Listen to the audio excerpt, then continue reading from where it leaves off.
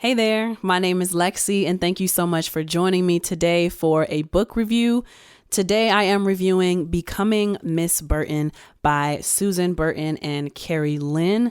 So if you are interested in hearing about this book, stay tuned.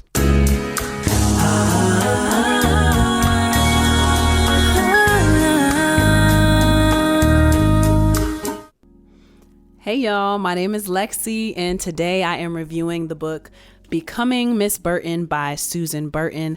So a little background on why I chose to read this book is because I'm currently working for a podcast called the In and Out Podcast, and Miss Susan Burton, she was one of the guests that we interviewed last year for season 2 of the In and Out Podcast.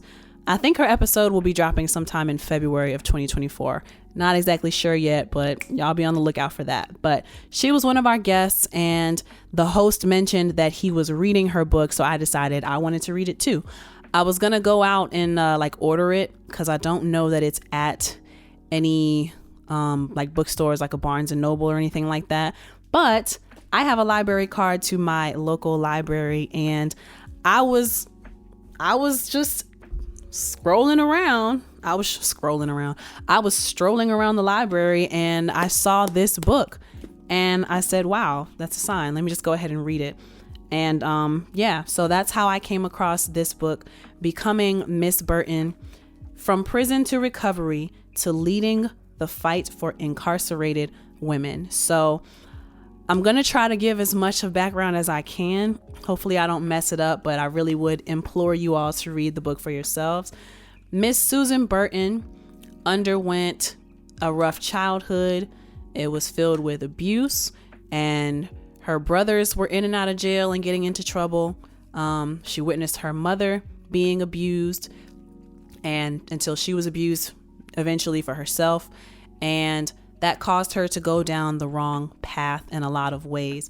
And so her story is there was no safety net. There were no proper turns that she was pointed to stop making the same mistakes over and over again. And so she founded the foundation, A New Way of Life, which helped women who had been incarcerated to rebuild their lives after they are released from prison. The term is called recidivism, which is basically the rate at which people are going in and out of prison. And her goal is to decrease the recidivism rate. And the only way you can do that is if you actually improve the lives of the people who are coming out of prison, and you give them a fighting chance to be reintroduced into regular society. So that's what this book is all about. It's about her journey, her personal experiences, and what led her down the wrong path, and why she believes that is. And then it is diving into the political system, diving into the prison system, diving into the kind of laws that are kind of stacked against us. And she's explaining how she's set up certain initiatives. A New Way of Life gave birth to a bunch of different initiatives and organizations that help to lobby for common sense prison laws and just stuff like that. It's really an amazing read. So I haven't prepared any notes, y'all. We're just going raw and off the cuff. So I want to see this book, copywritten 2017. I just finished this. I'm recording this Sunday, January 14th. I just finished this book yesterday, January 13th, and it's due back at the library on the 16th on Tuesday. So I was rushing to finish because after the second time you renew, you can't renew it anymore. You got to recheck it and put it back. And I didn't want to do that. It is time for me to move on. I had been dragging my feet, but it's 281 pages, and the chapters are pretty good length in between. It doesn't feel long in between chapters. So I feel like I was moving through the book pretty quickly. And, when you're able to move through chapters quickly, it makes you feel like the reading is more enjoyable versus just getting stuck on a chapter that feels like it's taking forever. So definitely want to applaud Miss Burton for that. The chapters were super easy to get through, and the way that it's written, it sounds like conversation. So something that I really love about this book is at the start of each chapter, what is there, 39 chapters? There are 39 chapters. At the start of each chapter, she has like a little text in italics at the start of each one. So like chapter 1 is called Now What? And the text that she inserts is, the United States, with 2.2 million people behind bars, imprisons more people than any other country in the world. Since 1980, the rate of incarceration for women has risen more than 700%. The majority of these women are imprisoned for non-violent offenses. This next one, chapter 2, Land of Opportunity. In Los Angeles from 1940 to 1945, the white population rose less than 20%, while the black population increased nearly 110%. Yet only 5% of the city's residential areas allowed blacks. So I really love these little excerpts that she kept including. Another one from chapter 8. Every year, 650,000 Americans are released from incarceration, a number larger than the entire population of Wyoming or Vermont. That's another one. Let's see. From chapter 18, in large urban areas such as Los Angeles and San Francisco, up to half of those on parole are homeless. And just these little facts that she puts that really gives you perspective as to what's going on with the prison system and how people are treated and how they just keep getting funneled into this cycle of a prison system. This one is from chapter 24. People and their families are more likely to live in poverty and be hungry if they have been incarcerated. Just 3% of federal spending goes toward nutrition programs. The average Supplemental Nutrition Assistance Program, or SNAP, benefit per person is about $29.25 per week. And I'll read this last one. Chapter 27. In the United States, 1 in 3 adults has a criminal record, though black men are 6 times more likely than white men to be incarcerated. Over 60% of the formerly incarcerated will still be unemployed a year after release. Those who do find employment are typically in low-level jobs, earning 40% less pay than adults with no criminal background. So just a few little excerpts from the chapters, and it really just gives you insight into what is happening with the cycle of the prison system. So let me see here. There are a few places in the book that I want to highlight. This is from chapter 21, Who's Profiting from Our Pain? And let's see. Here I'd been thinking the war on drugs was really a war on black people and on poor people, I said. Now I've got to add a war on immigrants to this list. Several of Saul's family members had been incarcerated or deported or both. The region his family hailed from in Mexico was controlled by some of the most powerful drug cartels, and from the outside, it seemed like extended Mexican family was part of a vicious cycle destroying the lives of so many. But people in that part of the world aren't in the drug trade by choice, Saul described. They are poor peasants living in the mountains. What are they supposed to do? Tell the cartels they want to grow coffee beans instead of drug crops? Not everyone is allowed to make such decisions about their lives. I knew what he was talking about. The chasm between making a decision and winding up someplace. The truth was, your decisions hardly mattered if none of your options were any good to begin with. And the reason why I chose this excerpt is because, looking from the outside in, there would be a lot of people who've never experienced these kinds of issues, and they will say, well, people should just make better choices. But how can you make better choices when your options are no good either? It's like how people describe the voting process in America, right? We're just voting for the lesser of two evils, but there's still two evils that you have to choose between. It's the same thing here. How can you expect people to make good choices when you give them no good options? And so that part of the book, that's page 164. That really stuck out to me. This is chapter 32, Living an Impossible Life. This is page 234. Let's see, what do we have here? I'm here to help you make it, I reassured her. This is the process of detoxing from prison. You've got to relearn what it means to be treated with dignity and respect. It's okay to ask for help, and people are going to be there to help. I showed her how to use the shower. It wasn't the typical lever. Instead, you pulled down on the spigot, and then I went back to my house and got her one of my coats. I drove her to the parole office, and after that, we went to the grocery store.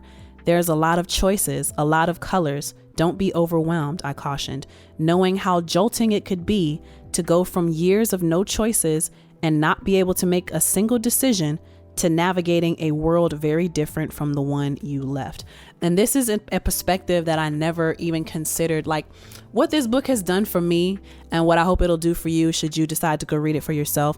It really has opened up my mind to a world that I did not know existed. Like, of course, I know that people go to prison, but I never think about how prison affects people who have been there long term. And what this excerpt is detailing is one of the women who came home, and I think she, after not having been alone in 16 years, she was in prison for 16 years. And when she came home, she didn't know, like she was going into a little bit of a frenzy because she didn't understand how to turn on the shower because she had only seen one kind of shower for 16 years being in prison, right? So the Sincerely J. This is called Becoming Miss Burton by Susan Burton and Carrie Lynn. Let me take that thing off. This is called Becoming Miss Burton. Highly recommend this book. But there are so many instances that you just never think of, like of how people are like mentally and skillfully being left behind because they're behind bars. There was another story that she told in here of like an older white lady who came to live at the house, but she had been locked up since like the 60s or 70s. And she was in jail for like 40, 50 years. And she came out and she's living in this group home with a bunch of black women. And she's like still a racist kind of. And she's not like, she doesn't want to, she's hard to fit in with the rest of the house because she still has these racist ideologies, even though like this is like one of the few options that would help her as a person to get back into, you know, society. But that was an example of that. Like this lady had to unlearn ideals that she went into prison believing. And when she came out, there was also this same white lady who had been locked up for 40, 50 years, came to live in the house, and she would be hoarding the toilet paper at the house because in prison, the guards could come by and take the toilet paper whenever they want, and it would leave you without that simple luxury to wipe yourself if you had to go to the bathroom. So this older white lady was hoarding the toilet paper in the house because she was afraid that somebody was going to take it from her. And so those are experiences that Miss Burton points out in this book. And it's just things that you never would think about having an effect on someone, because someone like myself, I've been arrested before for driving without a license when I was a teenager, but I've never spent a weekend in jail or prison. I've never done a sentence, you know, and I didn't know that it affected people in this way. This is chapter 34, page 246. Okay, but when I harped about what was possible to achieve, the women often said things like, "But that's for people like you, Miss Burton." "People like you," I corrected. "I'm just like you." Many of our women had post-incarceration syndrome. I'd experienced it, where I'd been so conditioned to feel shame and to believe I was a bad person who didn't deserve a better life. For a long, long time, I believed I was insignificant. Now I marched around the house telling the women over and over, "Your life matters." I tried to get them to see it wasn't just about landing in prison. It was a long road that had led them here. "Did you grow up having inadequate shelter and enough food?" I asked. "Did you always feel safe? Did you have a sense of security in your family, in your life? As you got older, did you have access to therapy, to a drug treatment program?" Rarely did I hear anyone answer yes. "When you were a little girl, did you have swimming lessons or ballet class? Were you exposed to the arts, encouraged to be a part of team sports? Did you have access to a tutor if you needed help in school?" Again, all no. Without exposure to things, How was someone supposed to realize her talents, strengths, and what was possible to achieve? These should not be activities reserved for people of privilege. Schools should provide these too. But in so many urban communities, classrooms were overcrowded with inadequate teaching tools and shabby materials. These schools tended to operate from a place of punishment, just like the criminal justice system. Just like y'all, like what? Post-incarceration syndrome. It's crazy. Maurice Beats says, seems like a very organized book and a lot of facts that could help someone who has been castrated for a period of time. Right. These people have been socially castrated from society. This is chapter 35, page 258. At last, we could start making some progress. Word got out to the institutions that the Sybil Brand Commission would no longer be politely peeking around and leaving quietly. Now, as we inspected a facility, the top brass joined us. When we pointed out something that needed to be corrected, the correction was made. Plumbing was fixed, women were sent to the proper medical specialists, inmates who were eligible to vote were registered. In a juvenile detention center, I spoke with a 13-year-old boy. "Why are you here?" I asked. "Because I had bad attendance in school," he replied. "Why weren't you going to school?" "I couldn't go by myself because of the gangs." I felt a stone in the pit of my stomach. Here was a kid being punished because his neighborhood was too dangerous for him to walk to school? How was I supposed to write this up in a report that the entire situation was foul? Sure, we were making changes, but mostly spot corrections. As for systemic overhauls that could lead to a truly lasting impact, we weren't making a dent. Not a single change the commission engaged in was going to stack the odds against this kid winding up in prison one day. Sadly, through no fault of his own, he was already halfway there. Y'all. So this kid was missing attendance and they threw him in prison for not going to school without fixing the issue of why he felt he was not safe to go to school. Because on his walk to school, he would have been initiated by gang members who would be pressuring him to join a street life. And it's crazy that this is how they were catching people up into the system. This is part of the prison industrial complex here in America. Maurice Beats says, "I understand what that little boy went through. I also been through that, having to fight to get your education." And it shouldn't be that hard for someone to get their education. This one, I have like two more. I'm trying to get through them. Well, three more. This is from chapter 38, page 275. This quote really stuck out to me. I just really like it. "From the back of the bus to the front of the prison. We were starting on the reverse side of Montgomery and facing Selma, the destination the original protesters never made it to." So this quote stood out to me because it's like Black people went from one struggle to another. Black people, Black people is what we're going to stick with. But they were talking about like protests back in the civil rights era, and Dorsey Nunn on my left, Daryl Atkinson on my right, we held a sign that said, "From the back of the bus to the front of the prison." And that's just, it really sums up what this book is talking about as far as you uncover one problem and you give it a solution, and then you uncover like 50 other problems that need solutions. So we're not nearly as far as we need to be, but we are making progress. We are making progress, but now we're seeing that there's so much that needs to be deconstructed and redone essentially in our society, so that we're not alienating people and treating people the wrong way and just throwing them in jail when really they need treatment, they need support. And then I think that's what I will end this on. There were also instances in here, right? Like one of the excerpts, that's how you say it.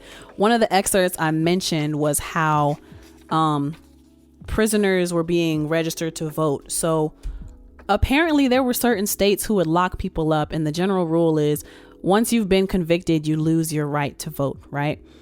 But there are situations oftentimes, where people are thrown into jail as like a holding thing, right? They haven't even been convicted. They have not been sentenced, but they are in jail awaiting trial.